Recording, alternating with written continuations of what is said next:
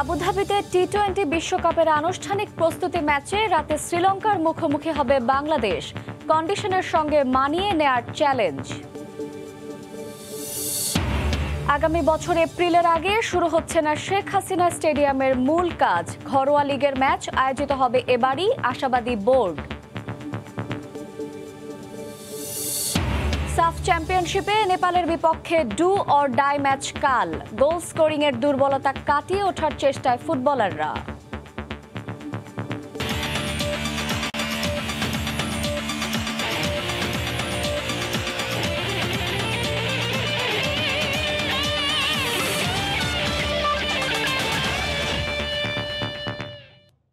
বিশ্বের নানা প্রান্তের খেলাধুলার খবর নিয়ে আমাদের নিয়মিত আয়োজন খেলার সময়, আর এই আয়োজনে আপনাদের সঙ্গে আছি শাইলা রহমান ইমা। বাংলাদেশের টি-20 বিশ্বকাপ মিশনের খবর। আইসিসির প্রথম অফিসিয়াল প্রস্তুতি ম্যাচ খেলতে আজ শ্রীলঙ্কার বিপক্ষে মাঠে নামবে টাইগাররা। আবুধাবিতে ম্যাচটি শুরু হবে বাংলাদেশ সময় রাত ৮টায়। আনুষ্ঠানিক এই প্রস্তুতি ম্যাচ খেলতে রোববার ওমান থেকে আবুধাবিতে পৌঁছেছে লাল সবুজের প্রতিনিধিরা।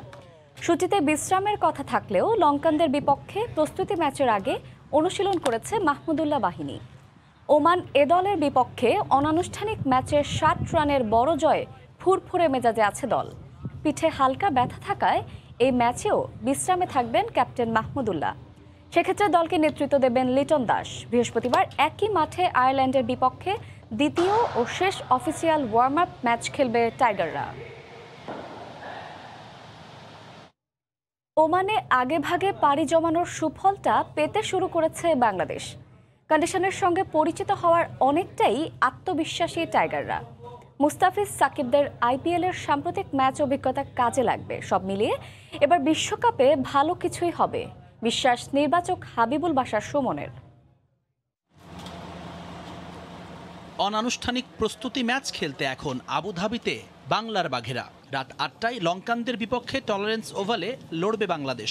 আয়ারল্যান্ডের বিপক্ষে আরও একটা প্র্যাকটিস ম্যাচ একই ভেন্যুতে খেলে মূল মিশনের জন্য ওমানে ফিরবে মাহমুদুল্লাহ বাহিনী। আমরা একটু আগে এসেছিলাম ওমানে, যেটা আমাদের অনেক কাজে লেগেছে কন্ডিশনটার সাথে ভালো মতো অ্যাডজাস্ট করতে।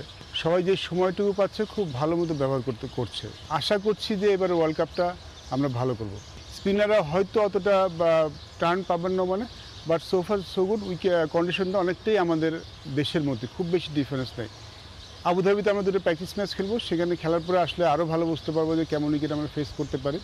আইপিএলের পাঠ চুকিয়ে আবুধাবিতে দলের সঙ্গে যোগ দিয়েছেন টাইগার পেস আক্রমণের কাণ্ডারি মুস্তাফিজ। দিন কয়েকের মধ্যে সাকিবও যুক্ত হবেন ডমিঙ্গোর ক্লাসে। তাদের সাম্প্রতিক অভিজ্ঞতা কাজে দেবে গোটা দলের সাথে যোগ দেওয়াটা ডেফিনেটলি অনেক বড় একটা ব্যাপার। সবাই ও এখানে খেলে গেছে, খেলছিল এখানে, তো এখানকার কন্ডিশনটা কেমন হতে পারে সব কিছু খুব ভালো জানে, সেটা আমরা জানতে পারছি। আশা করি সাকিবও খুব দ্রুত দলের সাথে যোগ দেবে। পিঠে সামান্য ব্যথা থাকায় ওমান এ দলের পর শ্রীলঙ্কার বিপক্ষে অফিসিয়াল ওয়ার্ম আপ ম্যাচেও বিশ্রামে থাকছেন টি-20 ক্যাপ্টেন। জুম্মান সাদিক, জ্যাভলিন, সময় সংবাদ। কিছুটা ইনজুরিতে ভুগছেন বাংলাদেশ ক্রিকেট দলের দুই পেসার তাসকিন আহমেদ ও সাইফুদ্দিন, যে কারণে আরেক পেসার রুবেল হোসেনকে দলের সাথে রাখা হয়েছে, এমনটাই জানিয়েছেন cricket operations chairman Akram Khan. Team ম্যানেজমেন্টের সিদ্ধান্তেই রিজার্ভ স্কোয়াডে থাকা আমিনুল বিপ্লবকে দেশে ফেরত পাঠানো হয়েছে বলেও জানান তিনি।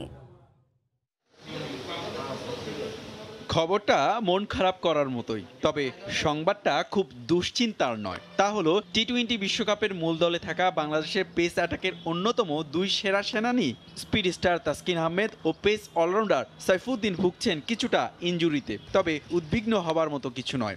লম্বা সময়ের টুর্নামেন্ট হওয়ায় বিকল্প ভাবনা আছে টিম ম্যানেজমেন্টের। রুবেলকে রেখেছি বিকজ ওখানে আমাদের দুইটা ফাস্ট বলারের ইনজুরির একটু সমস্যা দেখা গিয়েছে। আপনার তাসকিন এবং সাইফুদ্দিনের ব্যাকটা একটু স্টিভ আছে, সো আমরা কোনো রিস্কটা নিইনি। যদি ওর ইনজুরি না থাকতো তাহলে রুবেলও চলে আসতো। এদিকে রিজার্ভ স্কোয়াডে রুবেল ও লেগি বিপ্লব গিয়েছিলেন বাংলাদেশ দলের সাথে ওমানে। রুবেলকে রেখে বিপ্লবকে পাঠানো হয়েছে দেশে। আসর শুরুর আগে বিপ্লবকে দেশে ফেরত পাঠানোয় উঠেছে নানা প্রশ্ন। কারণ করোনা মহামারীর মধ্যে কেউ যদি অপ্রত্যাশিতভাবে সংক্রমণের শিকার হন তাহলে কি হবে, যুক্তি দিলেন এই বোর্ড কর্তা। যেহেতু দুবাই আমাদের এখান থেকে আপনার দূরত্বটা বেশি না, আমরা আপনার দিনে দিনে কিন্তু প্লেয়ার পাঠাতে পারবো। আইসিসি ওয়ার্ল্ড কাপে যেটা 15 জনের জন্য যে ফ্যাসিলিটিস থাকে, বাকি যে এক্সট্রা আছে ওদের জন্য কিন্তু ওই ফ্যাসিলিটিসটা সেম থাকে না, বিদায় আমরা ওই ঝামেলায় যেতে চাইনি। আইপিএল খেলার জন্য সাকিবের ছুটি ছিল 7 অক্টোবর পর্যন্ত, কিন্তু কলকাতার খেলা বেড়ে যাওয়ায় সাকিবকে আরো সময় আইপিএলে ছেড়ে দিয়েছে বোর্ড। সাকিব যেহেতু ওখানে থাকবে যতদিন খেলা চলবে, আর আমাদের যে দলে যতগুলো প্লেয়ার আছে তাদের চেয়েও কিন্তু ভালো অবস্থা ছিল, যেহেতু ম্যাচে ছিল, প্র্যাকটিসে ছিল, তো ওরা যখনই খেলা শেষ হবে টিমের সাথে গিয়ে জয়েন করবে। এর আগে আসর থেকে রাজস্থান রয়্যালস ছিটকে পড়ায় ইতিমধ্যে বাংলাদেশ দলের সাথে যোগ দিয়েছেন আরেক পেসার মুস্তাফিজুর রহমান। হুমায়ুন কবির রোজ, সময় সংবাদ, ঢাকা। আনুষ্ঠানিকভাবে উন্মোচন করা হলো বাংলাদেশ ক্রিকেট দলের টি-20 বিশ্বকাপের জার্সি। এ উপলক্ষে রাজধানীর এক অভিজাত হোটেলে জমকালো আয়োজন করা হয়। ক্রিকেটারদের স্বাচ্ছন্দ্যকে প্রাধান্য দিয়ে তৈরি করা হয়েছে এবারের জার্সি। টাইগারদের বিশ্বকাপ মিশন শুরু হয়ে গেছে। বিশ্বকাপের জার্সি গায়ে মাঠেও নেমেছেন আফিফ লিটনরা, কিন্তু আনুষ্ঠানিকতা বাকি ছিল। বিশ্বকাপ দলের কোনো ক্রিকেটার ছিলেন না, তারপরও আয়োজনে ছিল চাকচিক্য। সাবেক অধিনায়ক ও বোর্ড কর্তাদের উপস্থিতিতে আনুষ্ঠানিকভাবে উন্মোচন করা হলো টাইগারদের টি-20 বিশ্বকাপের জার্সি। এবারের বিশ্বকাপের জার্সির সঙ্গে মিল আছে 2004 সালের টাইগারদের জার্সি। যে জার্সি পরে অস্ট্রেলিয়া ভারত বধের স্মৃতি আছে, বিশ্বকাপেও তেমন কিছুর প্রত্যাশা এই বোর্ড কর্তার। তো আমাদেরকে অনেকগুলো ডিজাইন দিয়েছিল, তার মধ্যে এটা আমরা বেছে নিয়েছি বিকজ অফ এই জার্সিটা পরলেই সবাই বুঝতে পারবে যে এটা বাংলাদেশ, যেহেতু এখানে বাংলাদেশের পতাকার কিন্তু জিনিসটা কিন্তু ফুটে উঠেছে। জার্সি প্রস্তুতকারী প্রতিষ্ঠান বলছে, জার্সি তৈরিতে সর্বোচ্চ প্রাধান্য দেওয়া হয়েছে ক্রিকেটারদের স্বাচ্ছন্দ্যকে। আমাদের প্লেয়ারদের ফিটনেস, প্লেয়ারদের জার্সির যেন ভালো ফিটিং হয়, ভালো ফ্যাব্রিক ইউজ করতে পারি, সেই জায়গাটা আমরা কাজ করতে পারি। বাট আমার মনে হয় দেশের মানুষের অনেক আবেগ জার্সি নিয়ে, তো অনেক মানুষ পার্টিসিপেট হতে চায় আসলে, এবং আমার মনে হয় তারা যদি আরও পার্টিসিপেট হয়, বিসিবির সাথে তারা যদি যোগাযোগ করেন বা আমাদের সাথেও যোগাযোগ করেন, আমরা মনে হয় আমরা আরও কিছু ভালো কিছু করতে পারবো। বিশ্বকাপে বাংলাদেশকে প্রতিনিধিত্ব করবেন 11 জন, আর ওদের সাহস দেবে 17 কোটি সমর্থক। বিশ্বকাপ মানেই যেন এক উৎসব, আর এই উৎসবের অংশ হতে পারবেন, আর এই উৎসবের অংশ হতে সমর্থকরাও সুযোগ পাবেন কাঙ্ক্ষিত এই জার্সি কিনতে। আগামী বুধবার থেকে বাজারে পাওয়া যাবে এই জার্সি। ছোটদের জার্সির মূল্য ধরা হয়েছে 1000 টাকা আর বড়দের 1400 টাকা। সাজিদ মুস্তাহিদ, সময় সংবাদ, ঢাকা। বিসিবির নবনির্বাচিত কমিটির 1 নম্বর অগ্রাধিকারে থাকলেও আগামী বছরের এপ্রিলের আগে শুরু হচ্ছে না শেখ হাসিনা ক্রিকেট স্টেডিয়ামের কাজ। তবে ইতোমধ্যে চূড়ান্ত হয়েছে কনসালটেন্ট প্রতিষ্ঠানের সংক্ষিপ্ত তালিকা। তাদের পাঠানো হয়েছে প্রস্তাবনাও। নিশ্চিত করেছেন স্টেডিয়াম বাস্তবায়ন কমিটির চেয়ারম্যান মাহবুব আনাম। পিচ আর আউটফিল্ড তৈরি করে এবছরই সেখানে ঘরোয়া লিগের ম্যাচ আয়োজনের পরিকল্পনা বোর্ডের। সোহেল কোরাইশির ক্যামেরায় মাহবুব রিমনের রিপোর্ট। বাংলাদেশ ক্রিকেট বোর্ডের চতুর্থ মেয়াদে দায়িত্ব নেওয়ার পর বিসিবির সভাপতি নাজমুল হাসান পাপনের 3 অগ্রাধিকারের প্রথমটি এই শেখ হাসিনা স্টেডিয়াম। এককভাবে বিশ্বকাপে স্বাগতিক হতে যার নেই কোনো বিকল্প। কি আছে আপডেট, কতটুকু অগ্রগতি হলো কাজ, তাই জানাবো আজ। স্বপ্নের শেখ হাসিনা স্টেডিয়াম এশিয়া তো বটেই, ব্যাপকতা আর সৌন্দর্যে বিশ্ব ক্রিকেটের অন্যতম বৃহত্তম স্টেডিয়ামের তকমা মিলবে যার। গুরুত্ব বুঝে বিসিবির সভাপতি এ মেয়াদে দায়িত্ব নিয়ে প্রতিশ্রুতি দিয়েছেন দ্রুতই শেষ হবে কাজ, যদিও বাস্তবতা বলছে ভিন্ন কথা। করোনাকালে এমনিতেই পিছিয়েছে কার্যক্রম। গোটা প্রক্রিয়া মেনে আগামী 6 মাসের আগে অন্তত শুরু করা সম্ভব হচ্ছে না নির্মাণ কাজ। তবে আছে অগ্রগতির খবরও। আমরা কিছুটা শর্ট লিস্টেড হয়েছে এবং আশা করছি অতি সত্বর যারা এই কনসালটেন্ট হবে এটা মানে ডিজাইনটা ফাইনালাইজ করবেন, নিয়োগ করা সম্ভব হবে। আকৃতি কিছুটা বোটের মতো, সো সেই থিমটাকে রেখেই যাকে নিয়োগ দেওয়া হবে কনসালটেন্ট, ওই থিমের উপরেই তাকে কাজ করতে হবে। সো যেহেতু এই যাকে নিয়োগ করার পরেও তার যে ডিজাইন প্রক্রিয়াটার একটা সময় দিতে হবে 5-6 মাস। স্টেডিয়াম তৈরির কাজ শুরু করা না গেলেও ইতোমধ্যে প্রস্তুত করা হয়েছে 2টো উইকেট। গেল বছর এই মাঠে প্রথম ও দ্বিতীয় বিভাগ ক্রিকেট লিগ করার পরিকল্পনা ছিল বোর্ডের, তবে করোনায় তা বাস্তবায়ন করা না গেলেও এবার এখানে ঘরোয়া লিগ শুরু করতে চায় বিসিবি। খেলা তো আমরা আগামী সিজনেই খেলতে পারবো। আমাদের তো ক্রিকেট মৌসুম অক্টোবরের পরের থেকে শুরু হবে। ঢাকার ডিভিশন, ঢাকা রিজনে যে খেলাগুলো হবে তার কিছু খেলা ওখানে আমরা খেলার জন্য তৈরি হয়েছে, প্রস্তুত আছে। উইকেটও আমরা তৈরি করে ফেলেছি। আমরা এই সিজনটা খেলতে পারবো। খেলার পরে ওই যে প্রক্রিয়াটা শুরু হবে, যে কোথায় আসল মাঠগুলো হবে সেখানে আমরা আমাদের কাজ আমরা উইকেটটা বানাবো, তারা স্টেডিয়ামটা তৈরি করতে থাকবে। পূর্ণাঙ্গ কাজ শেষ করতে কমপক্ষে 4 বছর সময় লাগলেও আগামী বছর দুয়েকের মধ্যেই স্টেডিয়াম তৈরির প্রাথমিক লক্ষ্য বাস্তবায়ন কমিটির। মাহবুব রিমন, সময় সংবাদ, ঢাকা। সাফ চ্যাম্পিয়নশিপের খবর। সাফের ফাইনাল খেলার সুবর্ণ সুযোগ হাতছাড়া করবে না বাংলাদেশ। নেপালকে হারিয়েই জায়গা করবে শিরোপার মঞ্চে, এমনটাই বিশ্বাস টিম ম্যানেজমেন্টের। একই সঙ্গে এবার আর নষ্ট করতে চান না কোনো গোল স্কোরিং অপরচুনিটি। মালে থেকে SM ইকবালের রিপোর্ট, ক্যামেরায় ছিলেন সেলিম আহমেদ। টনক নড়েছে সাফ প্রশাসনের। আগের দিন হেঁটে হোটেলে ফেরা বাংলাদেশ দলের জন্য আগে থেকেই হাজির পরিবহন, সঙ্গে বোনাস, বড়সড় সিকিউরিটি বহর। এর আগে অনুশীলনে নেমে পাক্কা 2 ঘন্টা ঘাম ঝরান ফুটবলাররা। শুটিং অ্যাকিউরেসি নিয়ে কাজ হয়েছে সবচেয়ে বেশি। নেপাল ম্যাচের স্ট্র্যাটেজি এখনও সেট করেননি কোচ, তবে কৌশলটা হবে আক্রমণাত্মক, যার ইঙ্গিত রাকিব হোসেনের। 7 দিনে 3টা ম্যাচ খেলছে, যার কারণে ক্লান্ত ছিল, এই জন্য সবার বেস্টটা দিতে পারে না। কিন্তু সবাই এখন একটা ইচ্ছা যে সামনের ম্যাচে ভালো কিছু দেওয়ার, সবার সর্বোচ্চটা দেওয়ার। সামনের ম্যাচে এই আর ভালো করে খেলা ম্যাচটা উইন করতে চায়। সাফের গেল 4টি আসর হতাশার প্রতিচ্ছবি হয়ে থাকা লাল সবুজদের সামনে এবার সুবর্ণ সুযোগ। নেপাল বধ হলেই হবে লক্ষ্য পূরণ। ওরা 11 জনে তাকিয়ে বাংলাদেশ, যার প্রতিদান ফুটবলাররা মাঠেই দেবে বলে বিশ্বাস ম্যানেজমেন্টের। এটা আমাদের জন্য একটা গোল্ডেন অপরচুনিটিতে ফাইনালে যাওয়ার জন্য ছেলেরা সেটার জন্য লড়াই করার জন্য পুরোপুরি প্রস্তুত আছে এবং আমি আশা করছি যে আমাদের ছেলেরা হয়তো বাংলাদেশের যে জনগণ অপেক্ষা করে আছে তাদেরকে হতাশ করবে না। শিরোপার লড়াইয়ে যেতে হলে মাস্ট উইন সিচুয়েশন লাল সবুজদের জন্য, আর ড্র করে একটা পয়েন্ট পেলেই চলবে নেপালের। তাই অবধারিতভাবে চাপ চলে আসে লাল সবুজদের উপর, কিন্তু তা মানতে নারাজ ফুটবলার ও ম্যানেজার উভয়েই। সামনের ম্যাচে কোচ যেভাবে আমাদের ইনস্ট্রাকশন দিয়েছে, আমরা যদি এগুলো মাঠে প্রুভ করতে পারি আসলে ভালো কিছু হবে। আমরা চেষ্টা করতেছি সবাই অ্যাটাকিং খেলার জন্য। যদি আমরা এগিয়ে থাকতাম, তারা পিছিয়ে থাকতো, সেটা আমাদের জন্য বাড়তি প্রেশার হতো যে আমরা তাদেরকে ঠেকিয়ে রাখতে পারবো কিনা। এখানে তাদের এই উল্টা সেই প্রেশারটা নিতে হবে যে আমরা বাংলাদেশকে আটকে রাখতে পারবো কিনা। তারা যদি সেটা করতে পারে তারা ফাইনালে যাবে, আর আমরা যদি তাদের এটা ব্রেক করতে পারি আমরা ফাইনালে যাব। সুতরাং আমাদের জন্য এটা কোনো বাড়তি প্রেশার বলে আমি মনে করি না। আমাদের অ্যাজ ইউজুয়াল ম্যাচ। মালের হেনভেরুতে সন্ধ্যা নেমেছে, তবুও যেন প্রস্তুতি শেষ হয় না জাতীয় দলের। নেপালের বিপক্ষে জিতলেই মিলবে ফাইনালের টিকিট, আর তাই প্রতিটা মুহূর্তের সর্বোচ্চ ব্যবহারের চেষ্টা করছে লাল সবুজরা। মালে থেকে SM ইকবাল, সময় সংবাদ, মালদ্বীপ। এই মুহূর্তে মালদ্বীপের রাজধানী মালেতে আছেন রিপোর্টার SM ইকবাল। বাংলাদেশ দলের সবশেষ খবর জানতে সরাসরি যাচ্ছি তার কাছে। ইকবাল,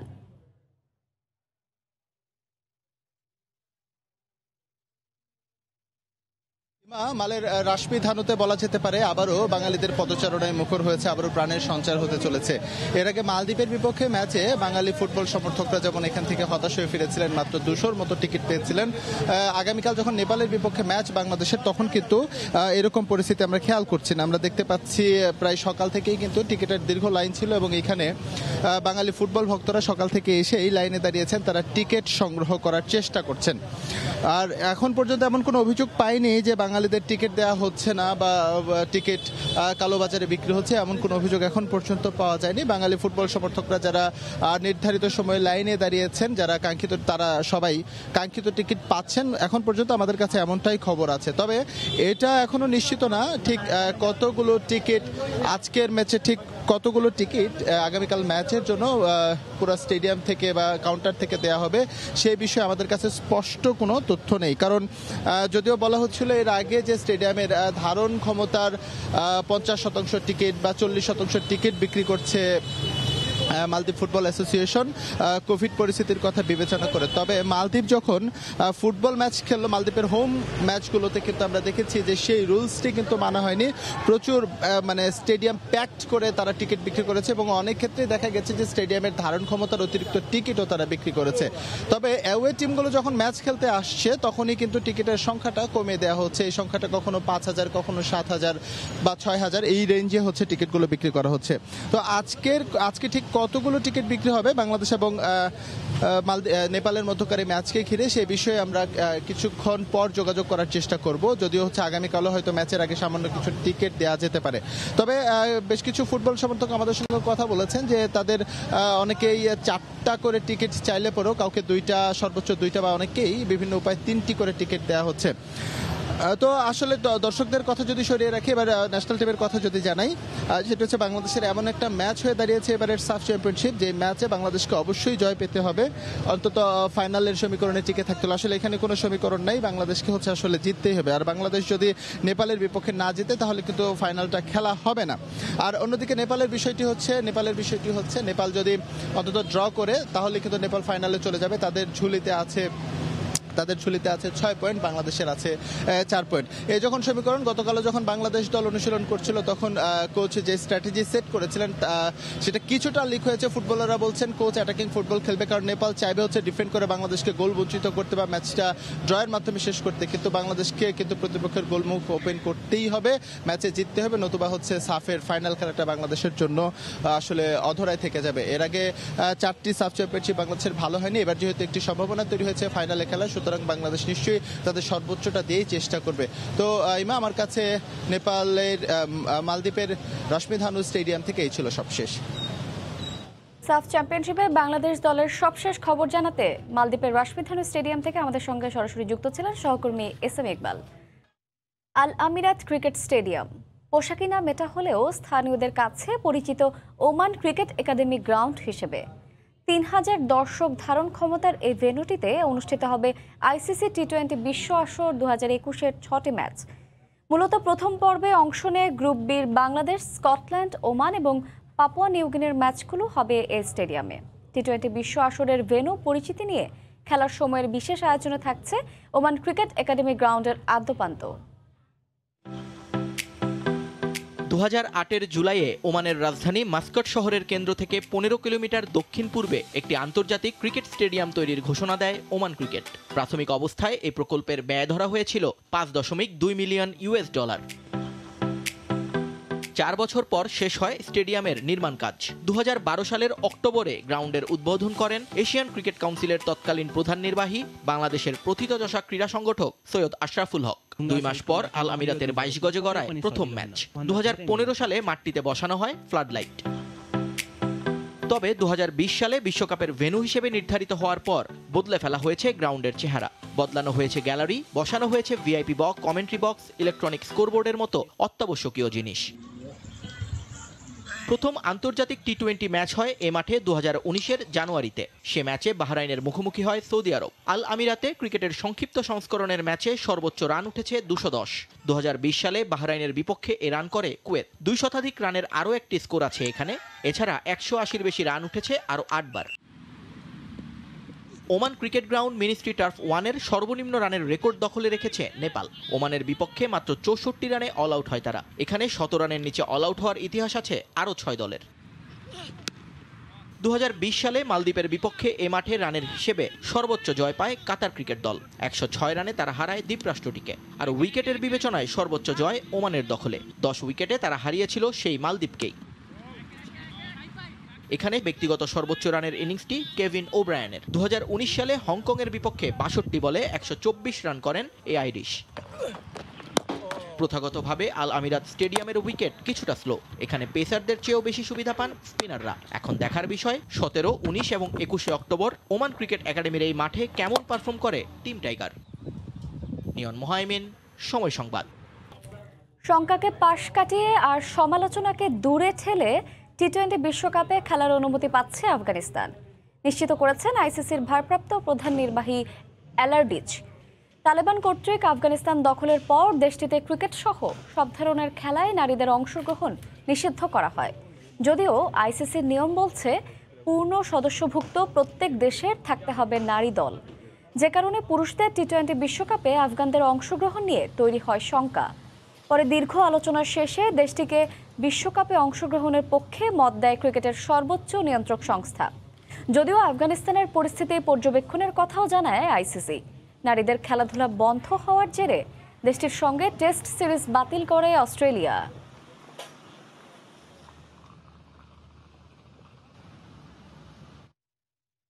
খেলার সময়ের শিরোনামগুলো জানিয়ে দিচ্ছি আবারও। আবুধাবিতে টি-20 বিশ্বকাপের আনুষ্ঠানিক প্রস্তুতি ম্যাচে রাতে শ্রীলঙ্কার মুখোমুখি হবে বাংলাদেশ, কন্ডিশনের সঙ্গে মানিয়ে নেওয়ার চ্যালেঞ্জ।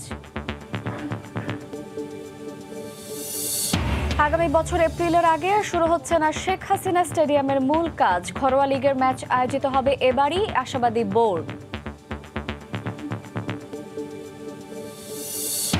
এবং সাফ চ্যাম্পিয়নশিপে নেপালের বিপক্ষে ডু অর ডাই ম্যাচ কাল। গোল স্কোরিং এর দুর্বলতা কাটিয়ে ওঠার চেষ্টায় ফুটবলাররা।